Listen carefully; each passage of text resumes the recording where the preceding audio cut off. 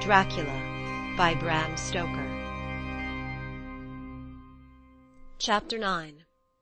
Read by Elizabeth Klett, Ariel Lipshaw, Dennis Sayers, Brett W. Downey, Robert Smith. Letter, Mina Harker to Lucy Westenra. Budapest, 24th August. My dearest Lucy, I know you'll be anxious to hear all that has happened since we parted at the railway station at Whitby. Well, my dear, I got to Hull all right, and caught the boat to Hamburg, and then the train on here. I feel that I can hardly recall anything of the journey, except that I knew I was coming to Jonathan, and that as I should have to do some nursing, I'd better get all the sleep I could. I found my dear one, oh, so thin and pale and weak-looking. All the resolution has gone out of his dear eyes, and that quiet dignity which I told you was in his face has vanished. He is only a wreck of himself, and he does not remember anything that has happened to him for a long time past. At least he wants me to believe so, and I shall never ask. He has had some terrible shock, and I fear it might tax his poor brain if he were to try to recall it. Sister Agatha, who is a good creature and a born nurse, tells me that he wanted her to tell me what they were, but she would only cross herself, and say she would never tell, that the ravings of the sick were the secrets of God, and that if a nurse through her vocation should hear them, she should respect her trust. She is a sweet, good soul, and the next day, when she saw I was troubled, she opened up on the subject my poor dear raved about, added, I can tell you this much, my dear, that it was not about anything which he has done wrong himself, and you, as his wife-to-be, have no cause to be concerned. He has not forgotten you, or what he owes to you. His fear was of great and terrible things which no mortal can treat of. I do believe the dear soul thought I might be jealous, lest my poor dear should have fallen in love with another girl. The idea of my being jealous about Jonathan! And yet, my dear, let me whisper, I felt a thrill of joy through me when I knew that no other woman was a cause for trouble. I am now sitting by his bedside, where I can see his face while he sleeps. He is waking. When he woke he asked me for his coat, as he wanted to get something from the pocket. I asked Sister Agatha, and she brought all his things. I saw amongst them was his notebook, and was going to ask him to let me look at it, for I knew that I might find some clue to his trouble, but I suppose he must have seen my wish in my eyes, for he sent me over to the window, saying he wanted to be quite alone for a moment. Then he called me back, and he said to me very solemnly, Wilhelmina. I knew then that he was in deadly earnest, for he has never called me by that name since he asked me to marry him. You know, dear, my ideas of the trust between husband and wife. There should be no secret, no concealment. I have had a great shock, and when I try to think of what it is, I feel my head spin round, and I do not know if it was real, or the dreaming of a madman. You know I had brain fever, and that is to be mad. The secret is here, and I do not want to know it. I want to take up my life here with our marriage. For, my dear, we had decided to be married as soon as the formalities are complete. Are you willing, Wilhelmina, to share my ignorance? Here is the book. Take it and keep it. Read it if you will, but never let me know, unless indeed some solemn duty should come upon me to go back to the bitter hours, asleep or awake, sane or mad, recorded here. He fell back exhausted, and I put the book under his pillow, and kissed him. I have asked Sister Agatha to beg the Superior to let our wedding be this afternoon, and am waiting her reply. She has come and told me that the chaplain of the English Mission Church has been sent for. We are to be married in an hour, or as soon after as Jonathan awakes. Lucy, the time has come and gone. I feel very solemn, but very, very happy. Jonathan woke a little after the hour, and was all ready, and he sat up in bed, propped up with pillows. He answered his "I will" firmly and strong. I could hardly speak. My heart was so full that even those words seemed to choke me. The dear sisters were so kind. Please God, I shall never, never forget them, nor the grave and sweet responsibilities I have taken upon me. I must tell you of my wedding present. When the chaplain and the sisters had left me alone with my husband— oh, Lucy, it is the first time I have written the words "my husband."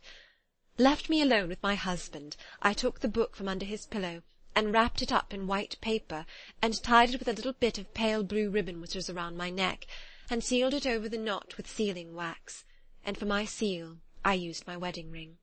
Then I kissed it and showed it to my husband, and told him that I would keep it so, and then it would be an outward and visible sign for us all our lives that we trusted each other, that I would never open it unless it was for his own dear sake, or for the sake of some stern duty. Then he took my hand in his, and oh, Lucy, it was the first time he took his wife's hand, and said that it was the dearest thing in all the wide world, and that he would go through all the past again to win it if need be. The poor dear meant to have said a part of the past, but he cannot think of time yet, and I shall not wonder if at first he mixes up not only the month, but the year. Well, my dear, what could I say? I could only tell him that I was the happiest woman in all the wide world, and that I had nothing to give him except myself, my life, and my trust, and that with these went my love and duty for all the days of my life. And, my dear, when he kissed me, and drew me to him with his poor weak hands, it seemed like a solemn pledge between us. Lucy, dear, do you know why I tell you all this? It is not only because it is all sweet to me, but because you have been and are very dear to me. It was my privilege to be your friend and guide when you came from the schoolroom to prepare for the world of life.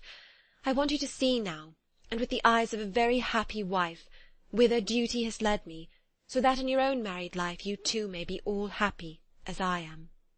My dear, please Almighty God, your life may be all it promises, a long day of sunshine, with no harsh wind, no forgetting duty, no distrust. I must not wish you no pain, for that can never be, but I do hope you'll be always as happy as I am now. Good-bye, my dear. I shall post this at once, and perhaps write to you very soon again. I must stop, for Jonathan is waking. I must attend my husband. Your ever-loving Mina Harker. Letter. Lucy Westenra to Mina Harker. Whitby, 30th of August. My dearest Mina, oceans of love and millions of kisses, and may you soon be in your own home with your husband. I wish you were coming home soon enough to stay with us here. The strong air would soon restore Jonathan. It has quite restored me. I have an appetite like a cormorant, am full of life, and sleep well. You will be glad to know that I have quite given up walking in my sleep. I think I have not stirred out of my bed for a week, that is, when I once got into it at night. Arthur says I am getting fat. By the way, I forgot to tell you that Arthur is here. We have such walks and drives and rides, and rowing and tennis and fishing together, and I love him more than ever. He tells me that he loves me more, but I doubt that, for at first he told me that he couldn't love me more than he did then. But this is nonsense. There he is calling to me, so no more just at present from your loving Lucy. P.S. Mother sends her love. She seems better, poor dear. P.P.S. We are to be married on the 28th of September. Dr. Seward's Diary, 20 August. The case of Renfield grows even more interesting. He has now so far quieted that there are spells of cessation from his passion. For the first week after his attack, he was perpetually violent. Then, one night, just as the moon rose, he grew quiet, and kept murmuring to himself, "Now I can wait. Now I can wait." The attendant came to tell me, so I ran down at once to have a look at him. He was still in the strait waistcoat and in the padded room, but the suffused look had gone from his face, and his eyes had something of their old pleading, I might almost say cringing, softness. I was satisfied with his present condition, and directed him to be relieved. The attendants hesitated, but finally carried out my wishes without protest.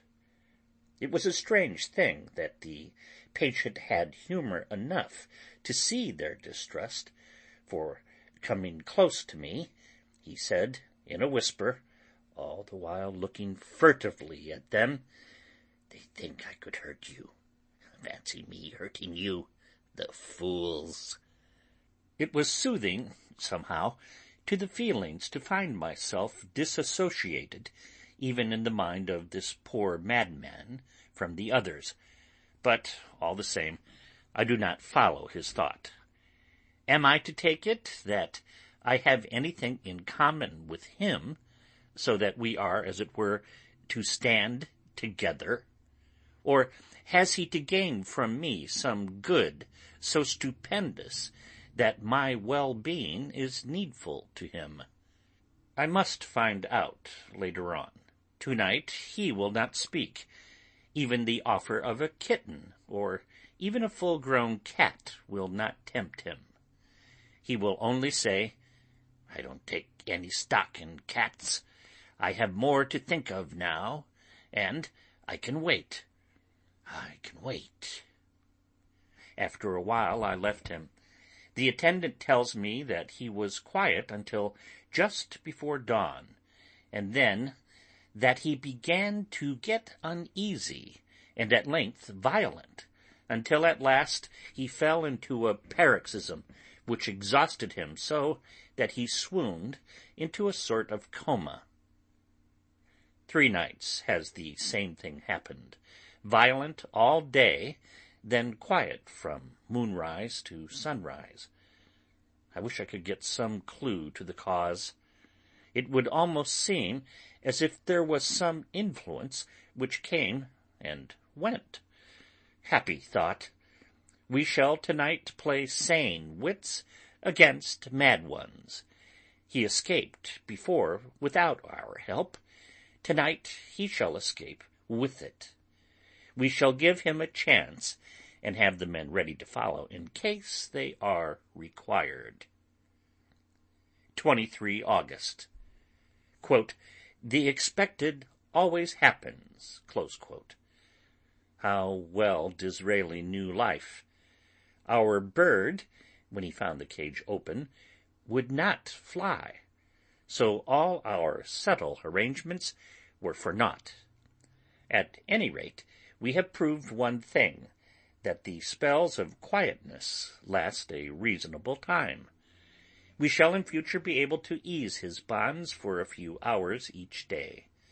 I have given orders to the night attendant merely to shut him in the padded room, when once he is quiet, until the hour before sunrise. The poor soul's body will enjoy the relief, even if his mind cannot appreciate it. Hark! The unexpected again! I am called. The patient has once more escaped. Later. Another night adventure. Renfield artfully waited until the attendant was entering the room to inspect.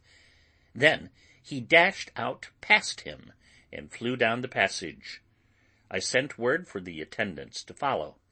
Again he went into the grounds of the deserted house, and we found him in the same place, pressed against the old chapel door. When he saw me, he became furious, and had not the attendant seized him in time, he would have tried to kill me. As we were holding him, a strange thing happened. He suddenly redoubled his efforts, and then as suddenly grew calm. I looked round instinctively, but could see nothing. Then I caught the patient's eye and followed it, but could trace nothing as it looked into the moonlight sky, except a big bat, which was flapping its silent and ghostly way to the west. Bats usually wheel about, but this one seemed to go straight on, as if it knew where it was bound for, or had some intention of its own. The patient grew calmer every instant, and presently said, "You needn't tie me. I shall go quietly." Without trouble, we came back to the house.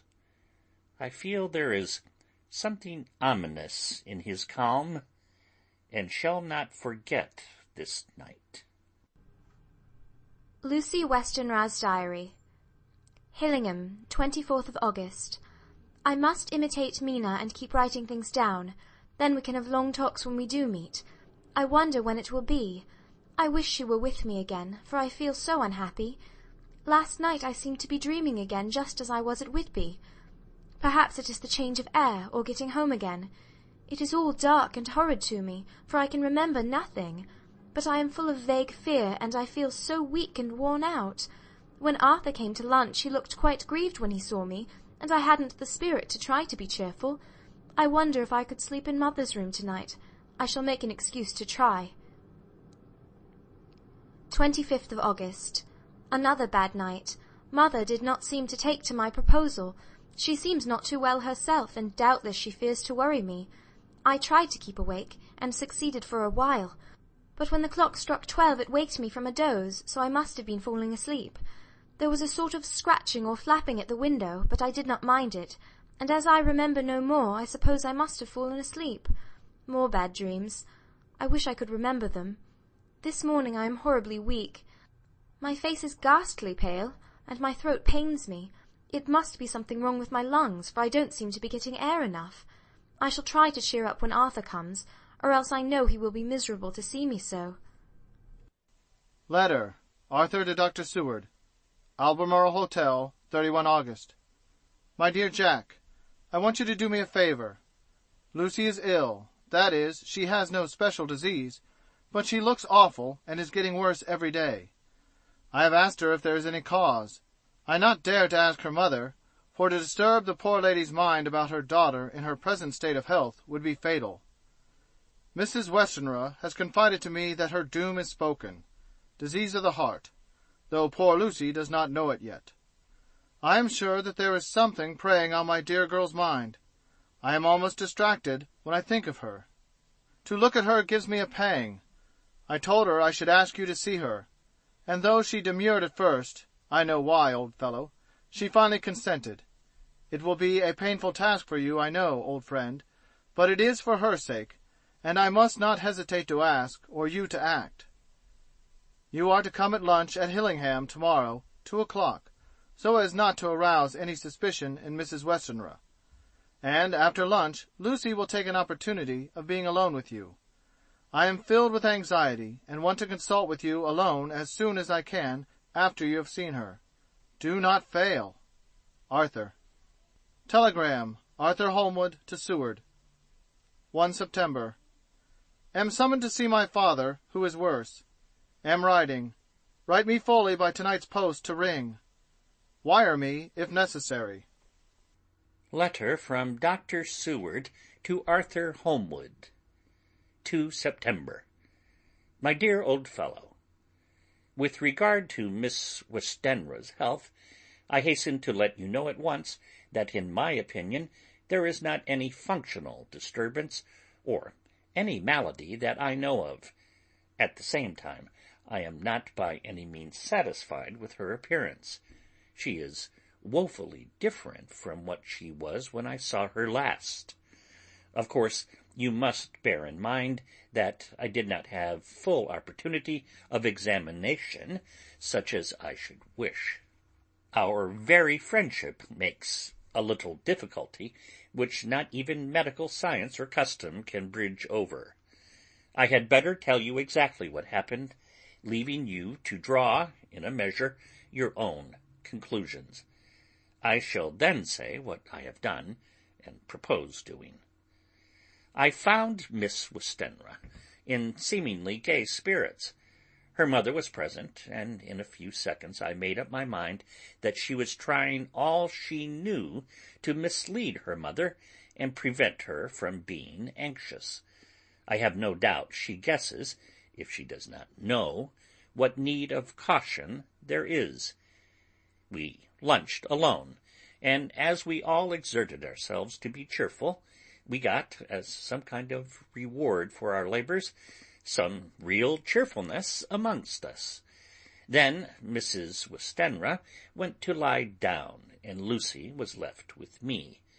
We went into her boudoir, and till we got there her gaiety remained, for the servants were coming and going.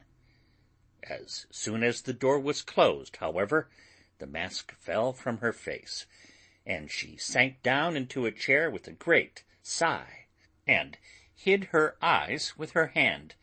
When I saw that her high spirits had failed, I at once took advantage of her reaction to make a diagnosis. She said to me very sweetly, I cannot tell you how I loathe talking about myself.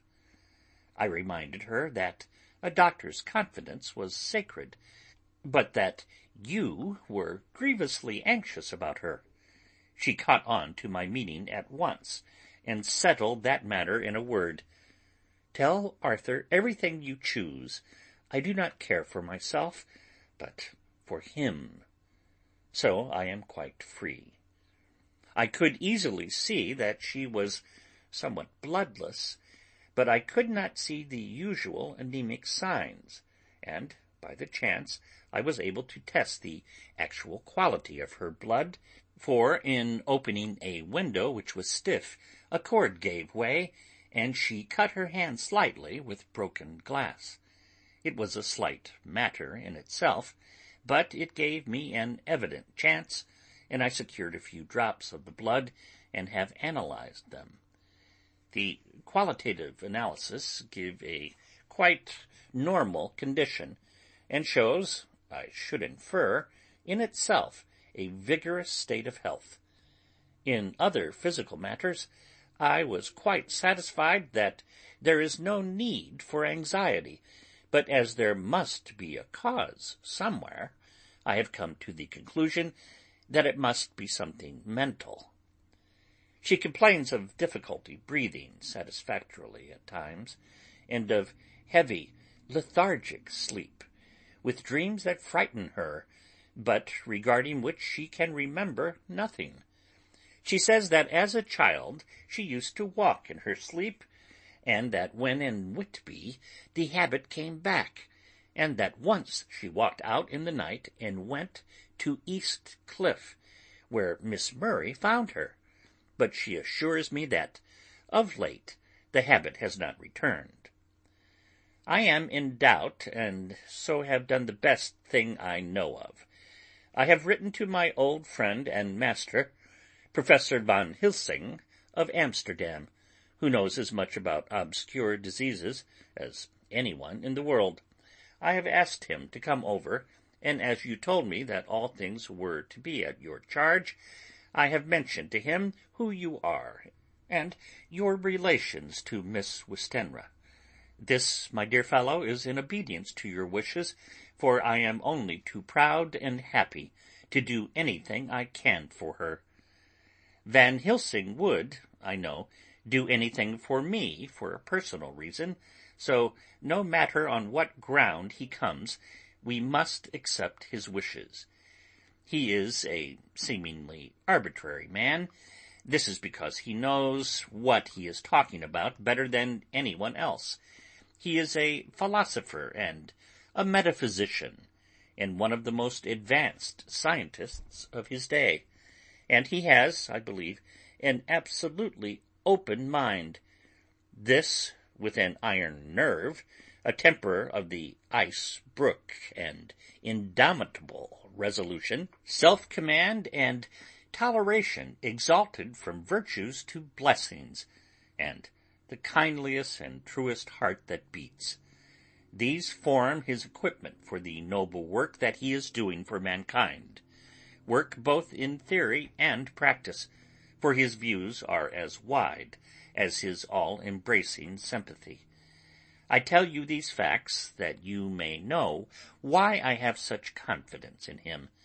I have asked him to come at once. I shall see Miss Westenra tomorrow again. She is to meet me at the stores, so that I may not alarm her mother by too early a repetition of my call. Yours always, John Seward. Letter. Abraham Van Helsing, M.D., D.Ph., D.L.I.T., etc., etc., to Dr. Seward. 2 September. My good friend, when I received your letter, I am already coming to you. By good fortune, I can leave just at once, without wrong to any of those who have trusted me.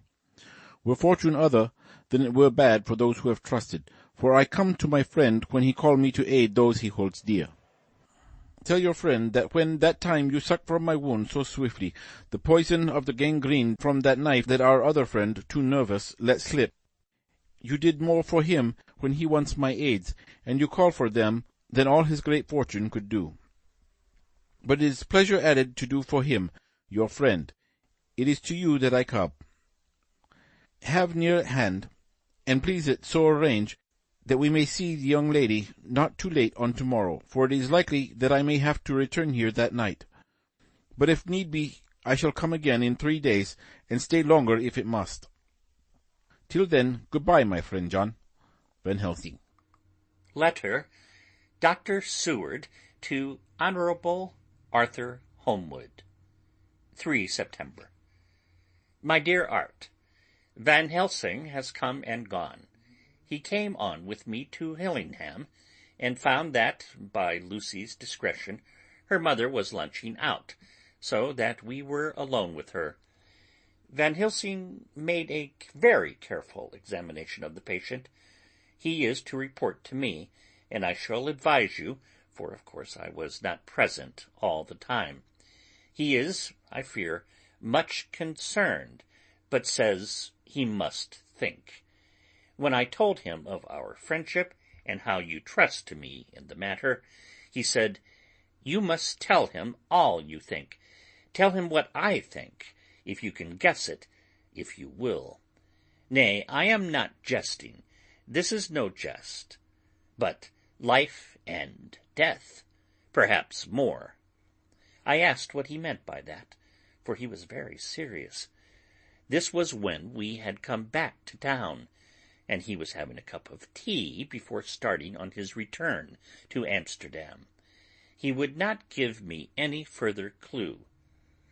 You must not be angry with me, Art, because his very reticence means that all his brains are working for her good.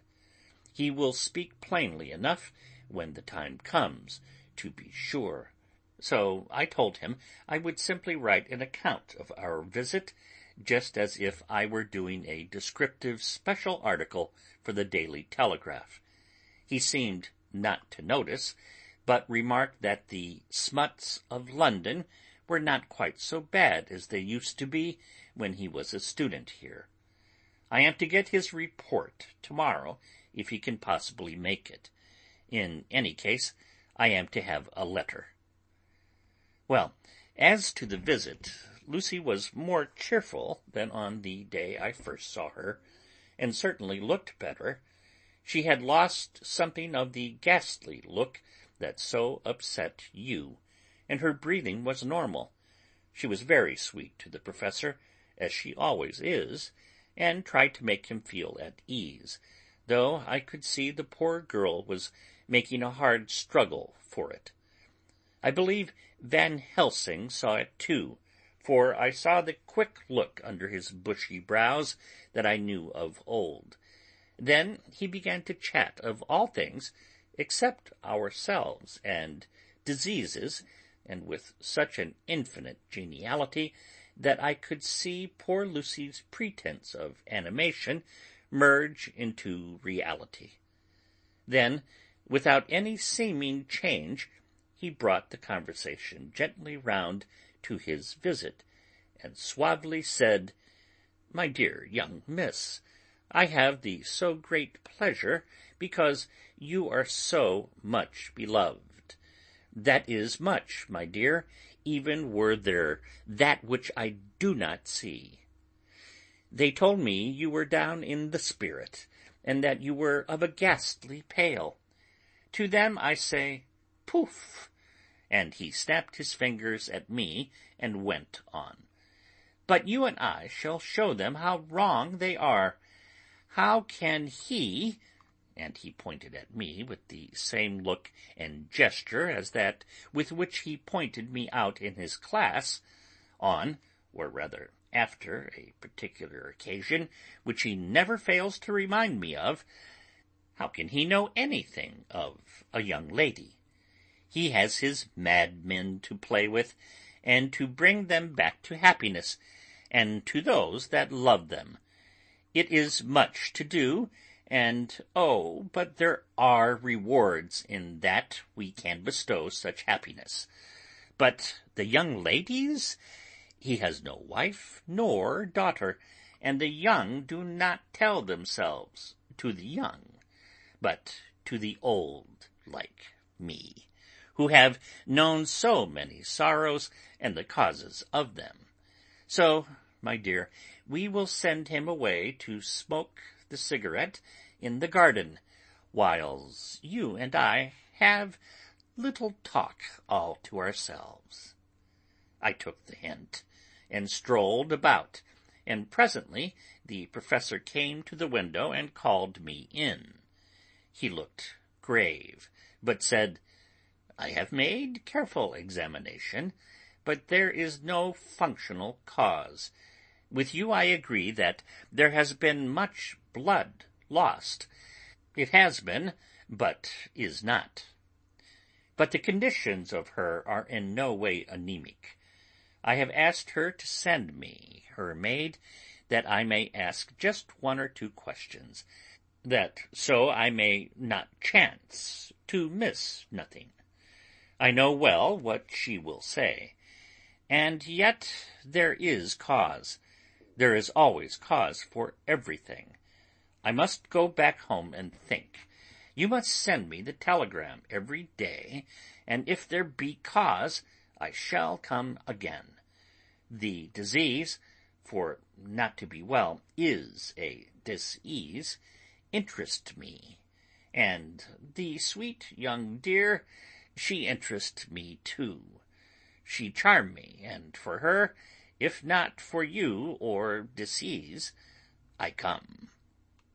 As I tell you, he would not say a word more, even when we were alone. And so now, Art, you know all I know. I shall keep stern watch. I trust your poor father is rallying. It must be a terrible thing to you, my dear fellow, to be placed in such a position between two people who are both so dear to you. I know your idea of duty to your father, and you are right to stick to it. But, if need be, I shall send you word to come at once to Lucy, so do not be over-anxious unless you hear from me. Dr. Seward's Diary. 4 September. Zoophagous patient still keeps up our interest in him. He had only one outburst, and that was yesterday at an unusual time. Just before the stroke of noon, he began to grow restless. The attendant knew the symptoms, and at once summoned aid. Fortunately, the men came at a run, and were just in time, for at the stroke of noon he became so violent that it took all their strength to hold him. In about 5 minutes, however, he began to get more quiet, and finally sank into a sort of melancholy, in which state he has remained up to now. The attendant tells me that his screams whilst in the paroxysm were really appalling. I found my hands full when I got in, attending to some of the other patients who were frightened by him. Indeed, I can quite understand the effect, for the sounds disturbed even me, though I was some distance away. It is now after the dinner hour of the asylum, and as yet my patient sits in a corner, brooding, with a dull, sullen, woe-begone look in his face, which seems rather to indicate than to show something directly. I cannot quite understand it. Later. Another change in my patient. At 5 o'clock I looked in on him, and found him seemingly as happy and contented as he used to be. He was catching flies and eating them, and was keeping note of his capture by making nail marks on the edge of the door, between the ridges of padding. When he saw me, he came over and apologized for his bad conduct, and asked me in a very humble, cringing way to be led back to his own room, and to have his notebook again. I thought it well to humor him, so he is back in his room, with the window open. He has the sugar of his tea spread out on the window-sill, and is reaping quite a harvest of flies.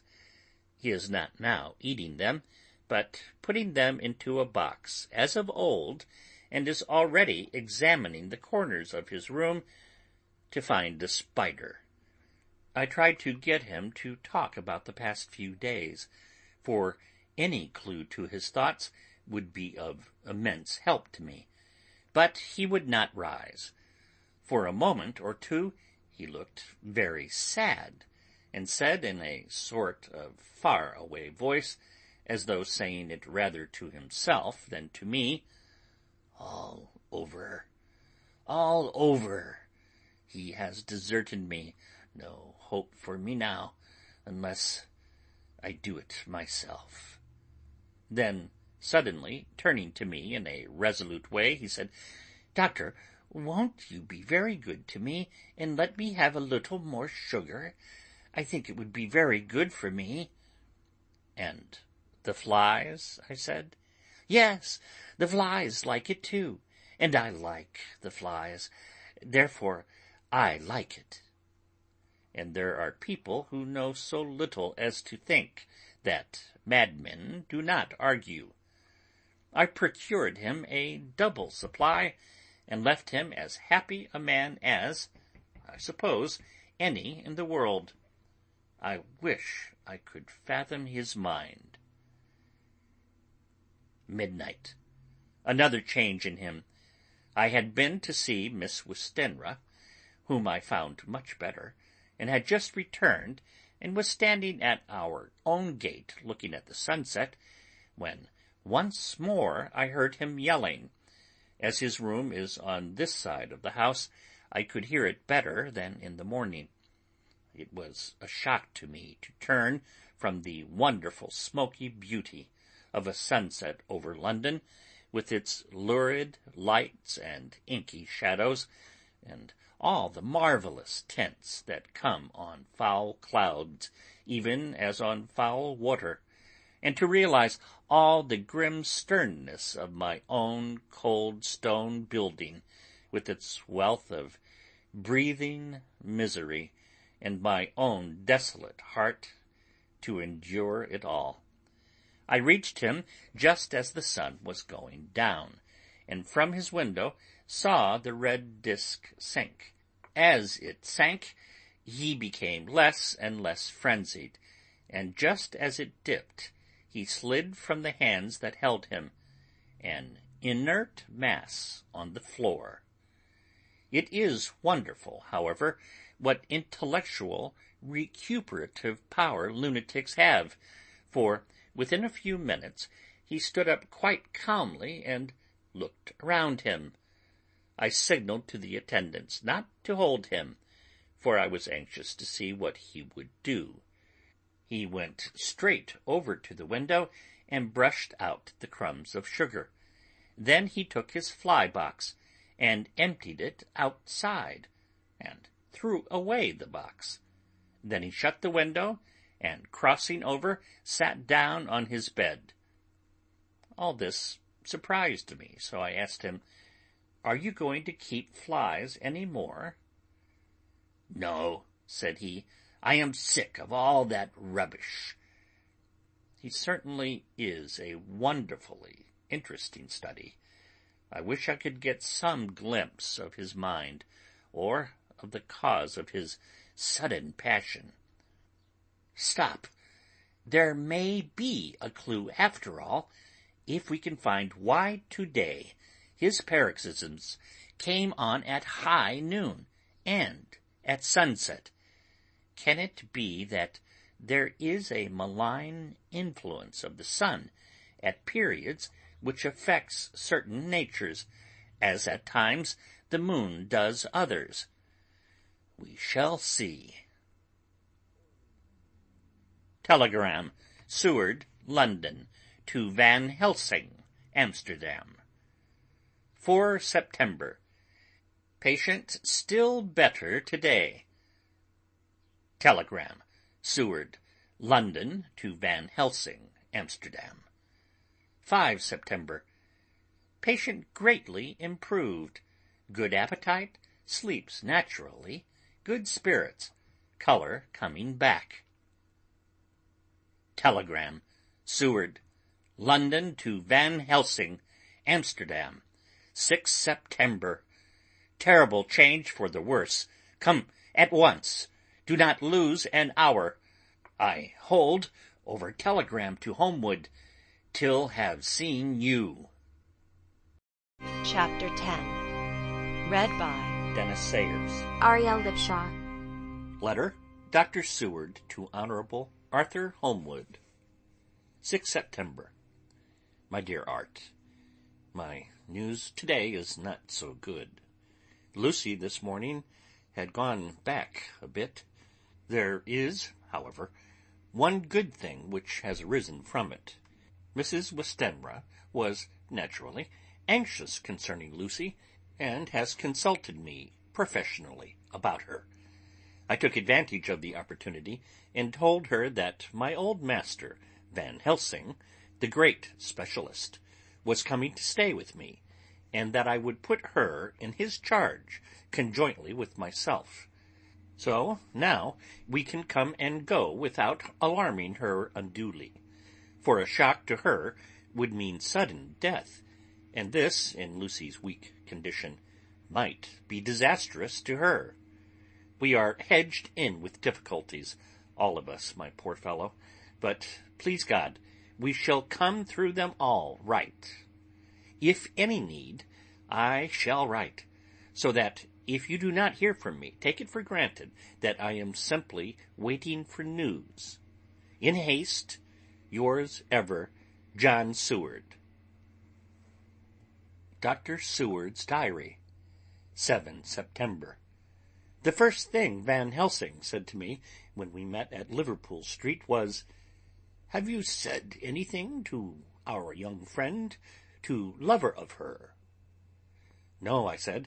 "I waited till I had seen you, as I said in my telegram. I wrote him a letter simply telling him that you were coming, as Miss Westenra was not so well, and that I should let him know if need be." "Right, my friend," he said, "quite right.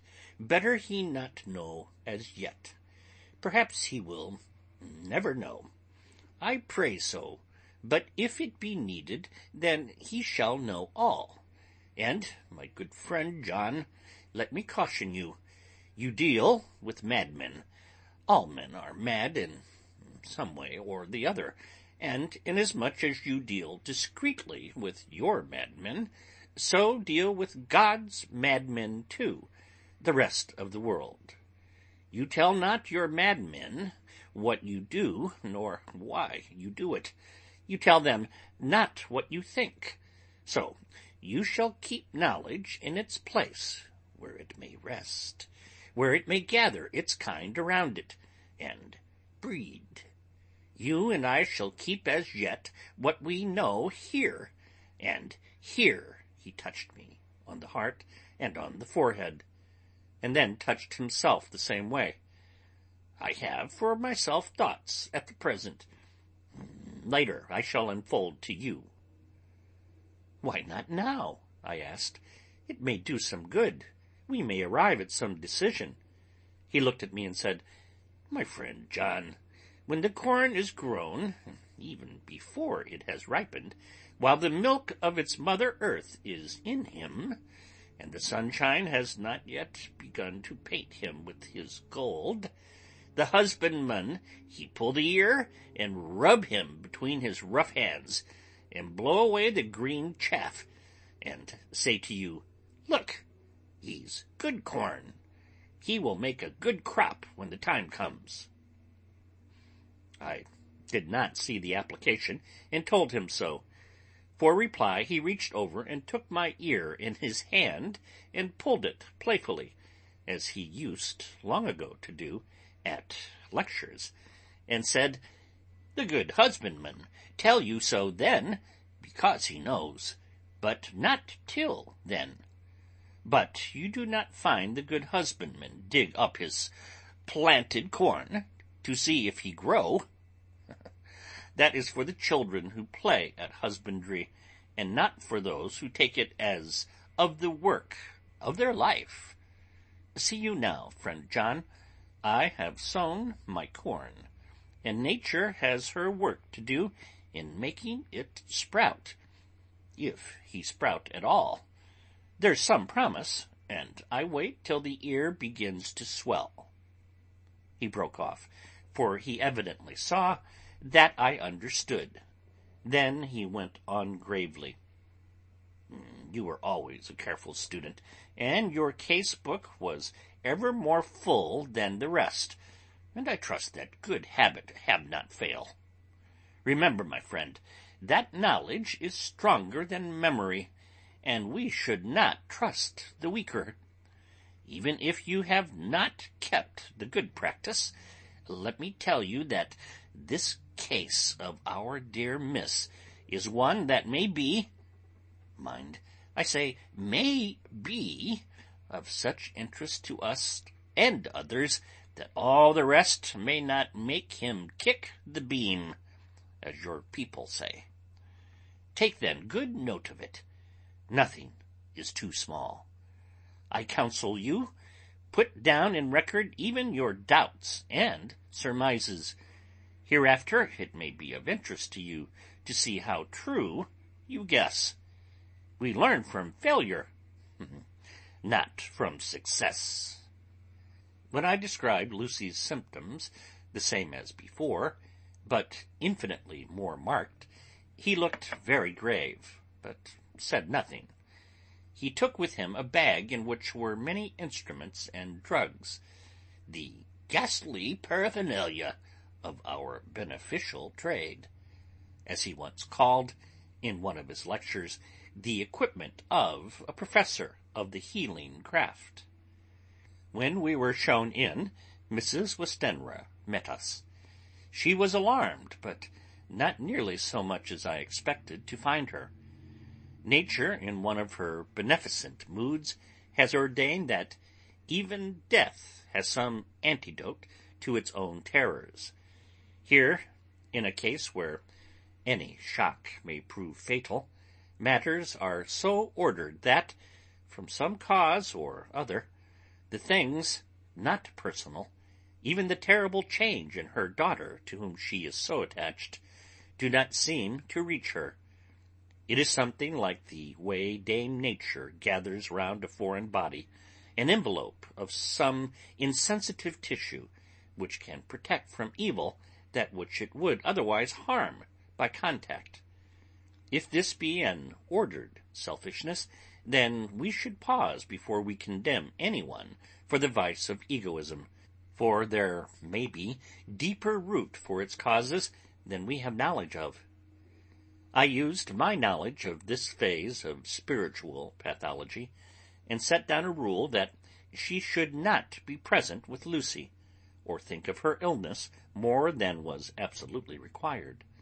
She assented readily, so readily that I saw again the hand of nature fighting for life. Van Helsing and I were shown up to Lucy's room.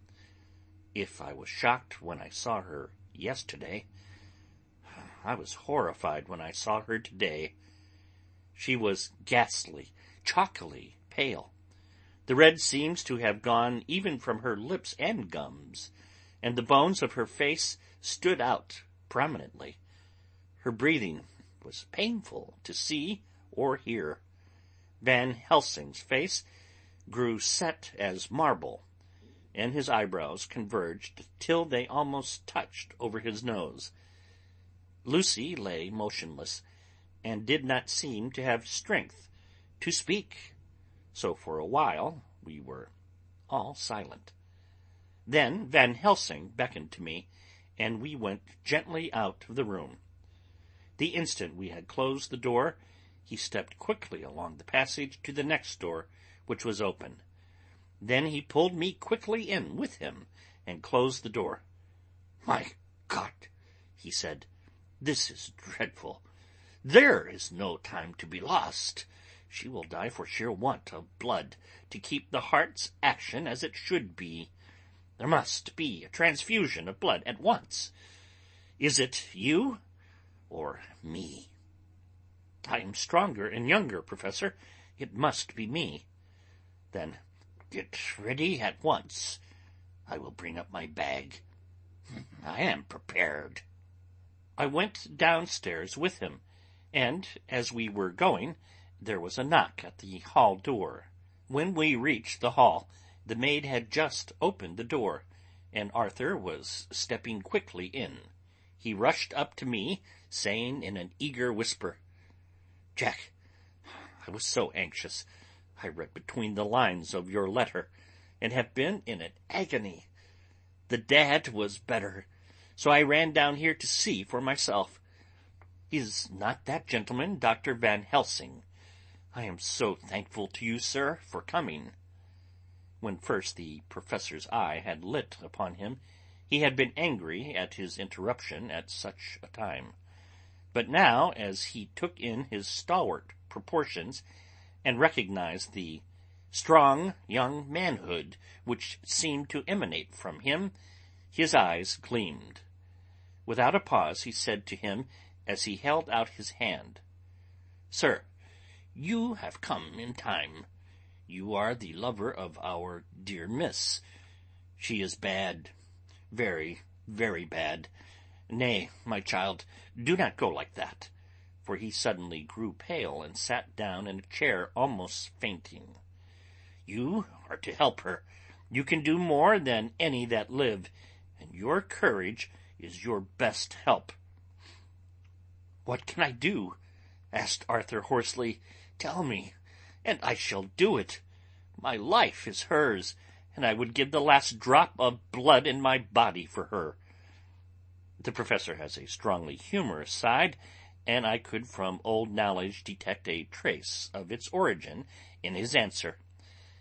"My young sir, I do not ask so much as that, not the last." "What shall I do?"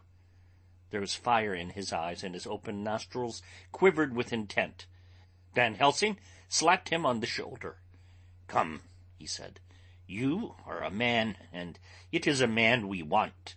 You are better than me, better than my friend John." Arthur looked bewildered, and the professor went on by explaining in a kindly way. "Young miss is bad, very bad. She wants blood, and blood she must have, or die. My friend John and I have consulted, and we are about to perform what we call transfusion of blood, to transfer from full veins of one to the empty veins which pine for him. John was to give his blood, as he is the more young and strong than me." Here Arthur took my hand and wrung it hard in silence. "But now you are here, you're more good than us, old or young, who toil much in the world of thought. Our nerves are not so calm, and our blood so bright than yours." Arthur turned to him and said, "If you only knew how gladly I would die for her, you would understand." He stopped with a sort of choke in his voice. "Good boy," said Van Helsing. "In the not so far off, you will be happy that you have done all for her you love. Come now, and be silent. You shall kiss her once before it is done, but then you must go, and you must leave at my sign. Say no word to Madame. You know how it is with her. There must be no shock. Any knowledge of this would be one. Come." We all went up to Lucy's room. Arthur, by direction, remained outside. Lucy turned her head and looked at us, but said nothing. She was not asleep, but she was simply too weak to make the effort. Her eyes spoke to us. That was all. Van Helsing took some things from his bag and laid them on a little table out of sight. Then he mixed a narcotic, and coming over to the bed, said cheerily, "Now, little miss, here is your medicine. Drink it off like a good child. See, I lift you so that to swallow is easy. Yes. she had made the effort with success. It astonished me how long the drug took to act.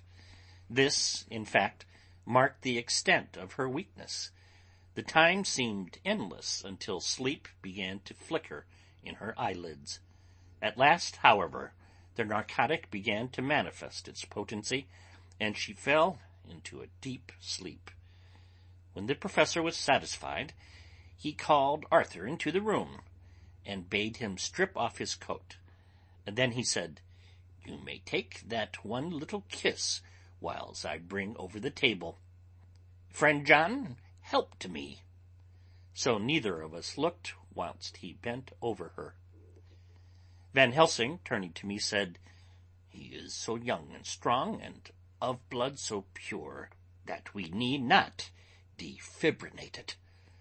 Then, with swiftness, but with absolute method, Van Helsing performed the operation.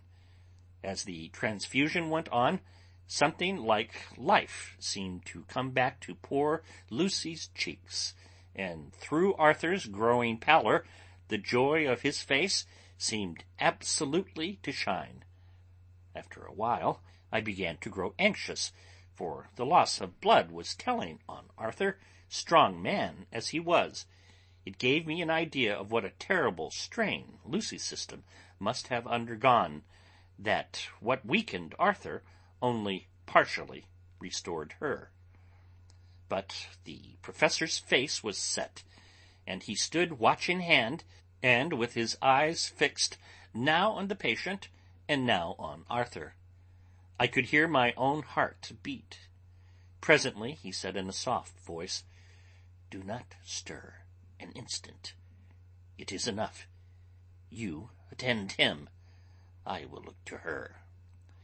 When it was all over, I could see how much Arthur was weakened. I dressed the wound and took his arm to bring him away, when Van Helsing spoke without turning around. "The man seems to have eyes in the back of his head. The brave lover, I think, deserve another kiss, which he shall have presently." And as he had now finished his operation, he adjusted the pillow to his patient's head. As he did so, the narrow black velvet band, which she seems always to wear round her throat, buckled with an old diamond buckle which her lover had given her, was dragged a little up, and showed a red mark on her throat. Arthur did not notice it, but I could hear the deep hiss of indrawn breath, which is one of Van Helsing's way of betraying emotion. He said nothing at the moment, but turned to me, saying, "Now, take down our brave young lover, give him of the port wine, and let him lie down a while. He must then go home and rest, sleep much and eat much, that he may be recruited of what he has so given to his love.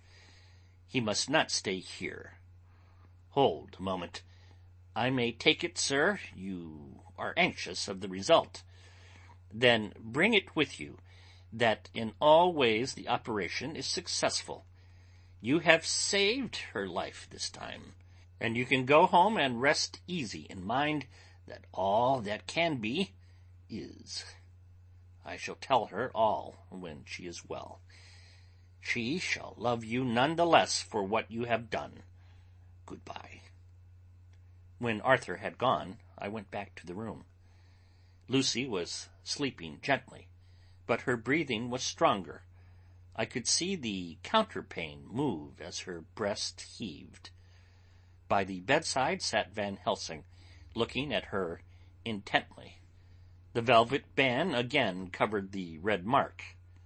I asked the professor in a whisper, "What do you make of that mark on her throat?" "What do you make of it?" "I have not examined it yet," I answered, and then and there proceeded to loose the band. Just over the external jugular vein there were 2 punctures, not large, but not wholesome looking. There was no sign of disease, but the edges were white and worn looking, as if by some trituration. It at once occurred to me that this wound, or whatever it was, might be the means of that manifest loss of blood. But I abandoned the idea as soon as it formed, for such a thing could not be. The whole bed would have been drenched to a scarlet with the blood which the girl must have lost to leave such a pallor as she had before the transfusion. "Well," said Van Helsing. "Well," said I can make nothing of it." The professor stood up. "I must go back to Amsterdam tonight," he said. "There are books and things there which I want. You must remain here all night, and you must not let your sight pass from her." "Shall I have a nurse?" I asked. "We are the best nurses, you and I. You keep watch all night. See that she is well fed, and that nothing disturbs her. You must not sleep all the night. Later on we can sleep, you and I. I shall be back as soon as possible, and then we may begin." "May begin?" I said. "What on earth do you mean?" "We shall see," he answered, as he hurried out. He came back a moment later and put his head inside the door and said, with a warning finger held up, "Remember, she is in your charge. If you leave her and harm befall, you shall not sleep easy hereafter." Dr. Seward's Diary continued. 8 September. I sat up all night with Lucy. The opiate worked itself off towards dusk, and she waked naturally. She looked a different being from what she had been before the operation. Her spirits, even, were good, and she was full of happy vivacity. But I could see evidences of the absolute prostration which she had undergone. When I told Mrs. Westenra that Dr. Van Helsing had directed that I should sit up with her, she almost pooh-poohed the idea, pointing out her daughter's renewed strength and excellent spirits. I was firm, however, and made preparations for my long vigil. When her maid had prepared her for the night, I came in, having in the meantime had supper, and took a seat by the bedside. She did not in any way make objection, but looked at me gratefully whenever I caught her eye. After a long spell she seemed sinking off to sleep, but with an effort seemed to pull herself together and shook it off. It was apparent that she did not want to sleep, so I tackled the subject at once. "You do not want to sleep?" "No, I am afraid." "Afraid to go to sleep? Why so? It is the boon we all crave for." "Ah, not if you were like me. If sleep was to you a presage of horror." "A presage of horror? What on earth do you mean?" "I don't know. Oh, I don't know, and that is what is so terrible. All this weakness comes to me in sleep, until I dread the very thought." "But, my dear girl, you may sleep tonight. I am here watching you, and I can promise that nothing will happen." "Ah, I can trust you," she said. I seized the opportunity and said, "I promise that if I see any evidence of bad dreams, I will wake you at once." "You will? Oh, will you really? How good you are to me. Then I will sleep." And almost at the word she gave a deep sigh of relief and sank back asleep. All night long I watched her. She never stirred, but slept on and on in a deep, tranquil, life-giving, health-giving sleep. Her lips were slightly parted, and her breast rose and fell with the regularity of a pendulum. There was a smile on her face, and it was evident that no bad dreams had come to disturb her mind. In the early morning her maid came, and I left her in her care and took myself back home, for I was anxious about many things. I sent a short wire to Van Helsing and to Arthur, telling them of the excellent result of the operation. My own work, with its manifold arrears, took me all day to clear off. It was dark when I was able to inquire about my zoophagus patient. The report was good. He had been quite quiet for the past day and night. A telegram came from Van Helsing at Amsterdam whilst I was at dinner, suggesting that I should be at Hillingham tonight, as it might be well to be at hand, and stating that he was leaving by the night mail and would join me early in the morning. 9 September. I was pretty tired and worn out when I got to Hillingham. For 2 nights I had hardly had a wink of sleep, and my brain was beginning to feel that numbness which marks cerebral exhaustion. Lucy was up and in cheerful spirits. When she shook hands with me, she looked sharply in my face and said, "No sitting up tonight for you. You are worn out. I am quite well again. Indeed I am, and if there is to be any sitting up, it is I who will sit up with you." I would not argue the point, but went and had my supper. Lucy came with me, and, enlivened by her charming presence, I made an excellent meal, and had a couple of glasses of the more than excellent port. Then Lucy took me upstairs, and showed me a room next her own, where a cosy fire was burning. "Now," she said, "you must stay here. I shall leave this door open, and my door too. You can lie on the sofa, for I know that nothing would induce any of you doctors to go to bed whilst there is a patient above the horizon. If I want anything, I shall call out, and you can come to me at once." I could not but acquiesce, for I was dog-tired, and could not have sat up had I tried. So, on her renewing her promise to call me if she should want anything, I lay on the sofa and forgot all about everything. Lucy Westenra's Diary. 9th of September. I feel so happy tonight. I have been so miserably weak that to be able to think and move about is like feeling sunshine after a long spell of east wind out of a steel sky. Somehow Arthur feels very, very close to me. I seem to feel his presence warm about me. I suppose it is that sickness and weakness are selfish things, and turn our inner eyes and sympathy on ourselves, whilst health and strength give love rein, and in thought and feeling he can wander where he wills. I know where my thoughts are. If only Arthur knew.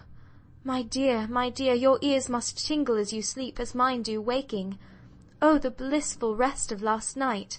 How I slept, with that dear good Dr. Seward watching me. And tonight I shall not fear to sleep, since he is close at hand and within call. Thank everybody for being so good to me. Thank God. Good night, Arthur. Dr. Seward's Diary, 10 September. I was conscious of the professor's hand on my head, and started awake, all in a second. That is one of the things that we learn in an asylum, at any rate. "And how is our patient?" "Well, when I left her, or rather when she left me," I answered. "Come, let us see," he said, and together we went into the room. The blind was down, and I went over to raise it gently, whilst Van Helsing stepped, with his soft, cat-like tread, over to the bed. As I raised the blind, and the morning sunlight flooded the room, I heard the professor's low hiss of inspiration, and knowing its rarity, a deadly fear shot through my heart. As I passed over, he moved back, and his exclamation of horror, "Gott in Himmel," needed no enforcement from his agonized face. He raised his hand and pointed to the bed, and his iron face was drawn and ashen white. I felt my knees begin to tremble. There, on the bed, seemingly in a swoon, lay poor Lucy, more horribly white and wan-looking than ever. Even the lips were white, and the gums seemed to have shrunken back from the teeth, as we sometimes see in a corpse after a prolonged illness. Van Helsing raised his foot to stamp in anger, but the instinct of his life and all the long years of habit stood to him, and he put it down again softly. "Quick," he said, "bring the brandy." I flew to the dining-room and returned with the decanter. He wetted the poor white lips with it. Together we rubbed palm and wrist and heart. He felt her heart, and after a few moments of agonizing suspense said, "It is not too late. It beats, though but feebly. All our work was undone. We must begin again. There is no young Arthur here now. I have to call on you yourself this time, friend John." As he spoke, he was dipping into his bag and producing the instruments of transfusion. I had taken off my coat and rolled up my shirt-sleeve. There was no possibility of an opiate just at present, and no need of one, and so, without a moment's delay, we began the operation.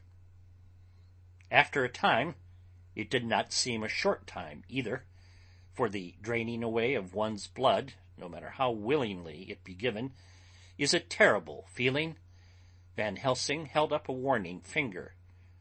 "Do not stir," he said, "but I fear that with growing strength she may wake, and that would make danger. Oh, so much danger! But I shall precaution take. I shall give hypodermic injection of morphia." He proceeded then, swiftly and deftly, to carry out his intent. The effect on Lucy was not bad, for the faint seemed to merge subtly into the narcotic sleep. It was with a feeling of personal pride that I could see a faint tinge of color steal back into the pallid cheeks and lips. No man knows, till he experiences it, what it is to feel his own life-blood drawn away into the veins of the woman he loves. The professor watched me critically. "That will do," he said. "Already?" I remonstrated. "You took a great deal more from art." To which he smiled a sad sort of smile as he replied, "He is her lover, her fiancé. You have work, much work to do for her and for others, and the present will suffice." When we stopped the operation, he attended to Lucy, whilst I applied digital pressure to my own incision. I laid down while I waited his leisure to attend me, for I felt faint and a little sick. By and by he bound up my wound, and sent me downstairs to get a glass of wine for myself.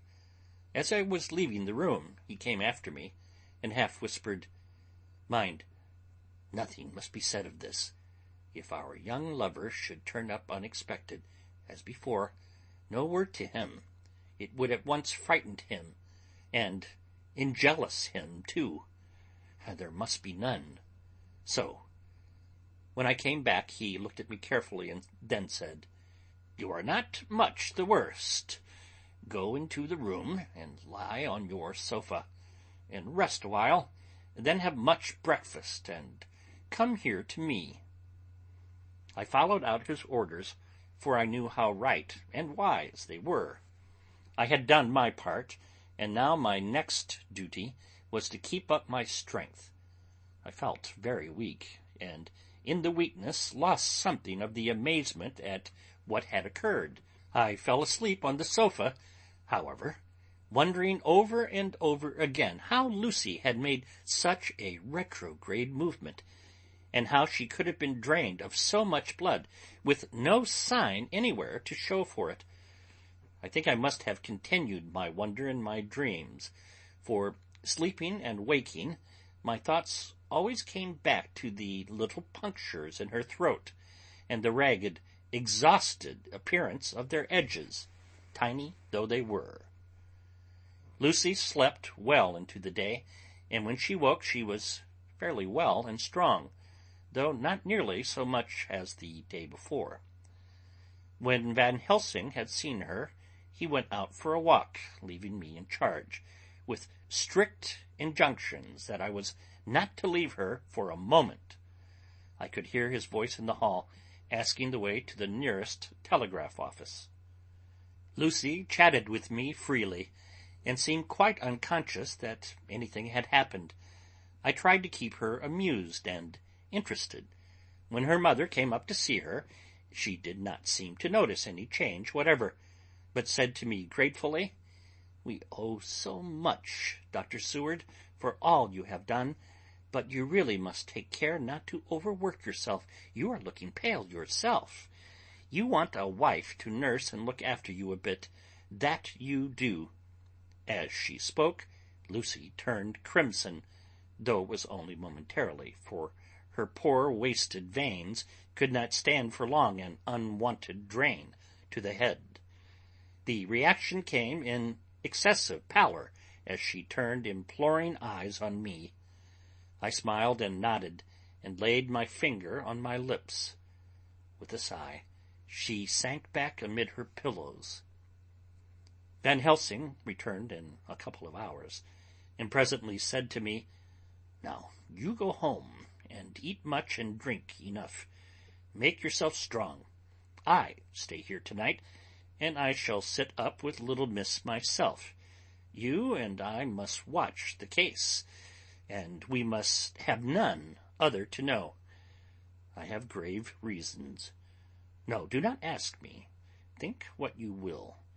Do not fear to think even the most not improbable. Good night." In the hall, 2 of the maids came to me, and asked if they or either of them might not sit up with Miss Lucy.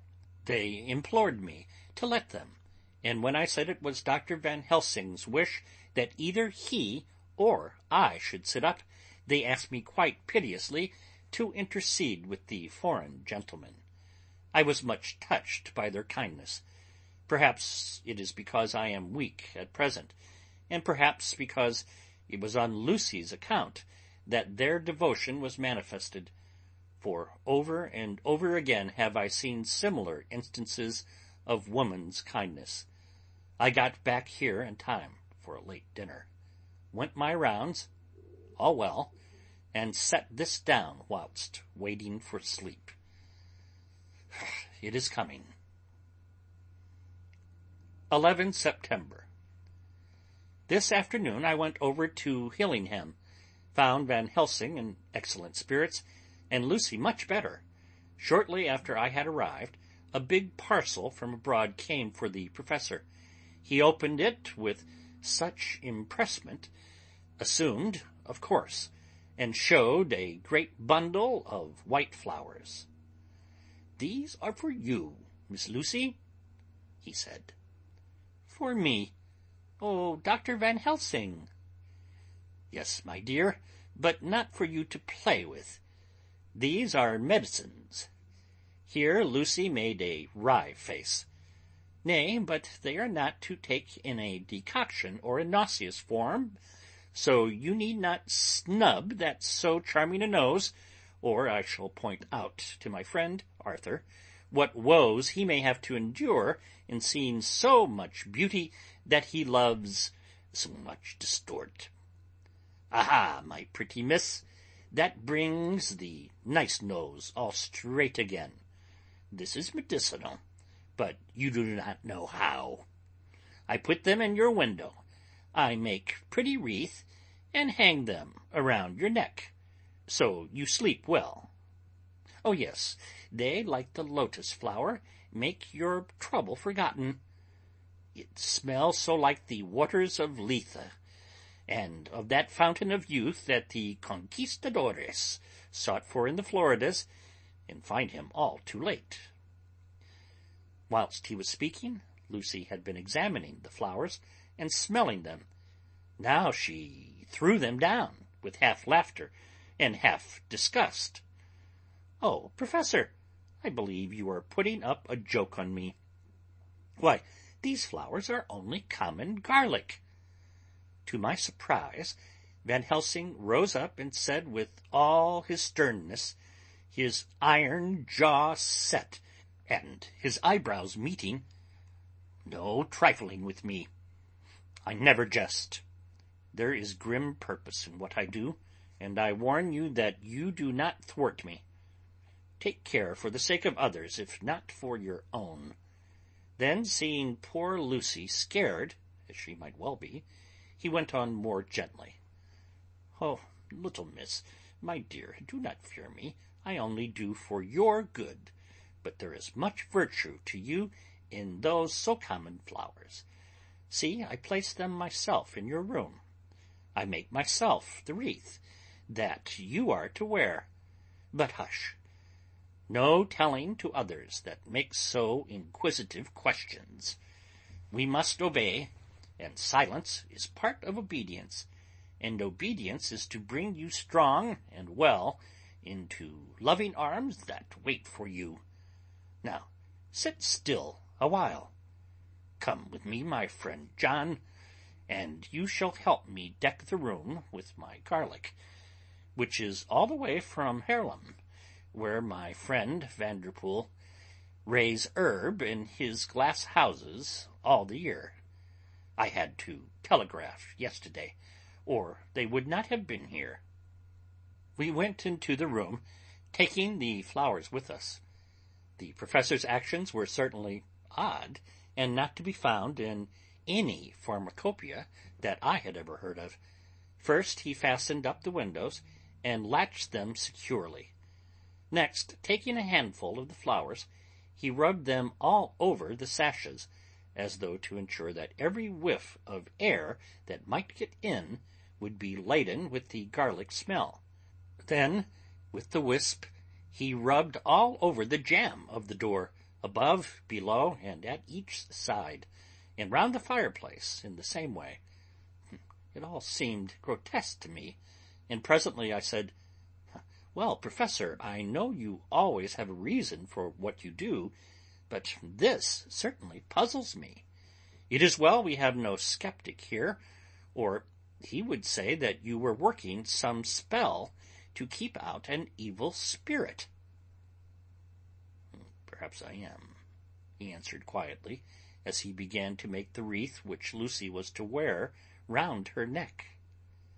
We then waited while Lucy made her toilet for the night, and when she was in bed, he came and himself fixed the wreath of garlic round her neck. The last words he said to her were, "Take care that you do not disturb it, and even if the room feel close, do not open the window or the door." "I promise," said Lucy, "and thank you both 1,000 times for all your kindness to me. Oh, what have I done to be blessed with such friends?" As we left the house in my fly, which was waiting, Van Helsing said, "Tonight I can sleep in peace, and sleep I want. 2 nights of travel, much reading in the day between, and much anxiety on the day to follow, and a night to sit up without to wink.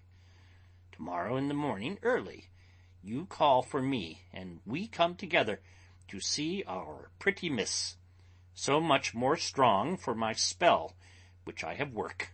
Oh!"